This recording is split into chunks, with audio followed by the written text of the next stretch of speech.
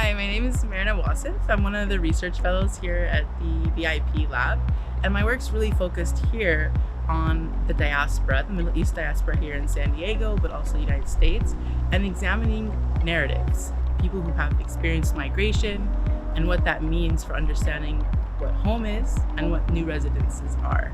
Diasporas are really unique. They operate in this third space. They're both here, they're both there, they're neither. And what that really means is that diasporas have active engagement in politics in multiple ways. So transnationally, we see them sometimes as the biggest sources of aid for the countries that they came from, but also active in democracies and systems of government here in the US. And so one of the things I've been really interested in is how can we understand power and what that looks like and the inequalities of these structures of power when we center the voices of the diaspora. Imagine if you could design this ideal nation. Imagine if you could decide what was a good citizen, what kind of participation people should be actively engaged in. What would an ideal citizen look like?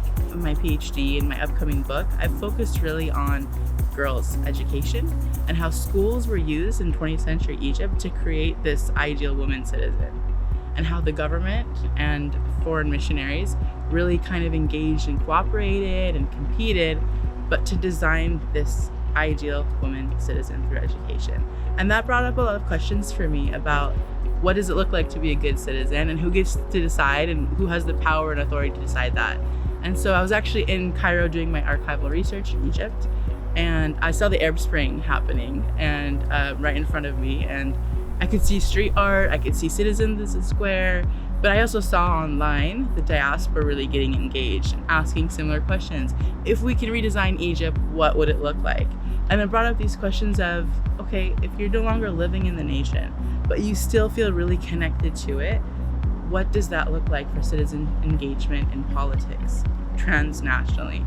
And that's really what led to my work here in the VIP lab. I've been focused really on narrative and how we can look at diaspora narratives of migration, of movement from home to these new residences, and what that tells us about actually the politics abroad, and how we can look at diasporas as transnational agents that have power to transform politics overseas and in their new countries of origin.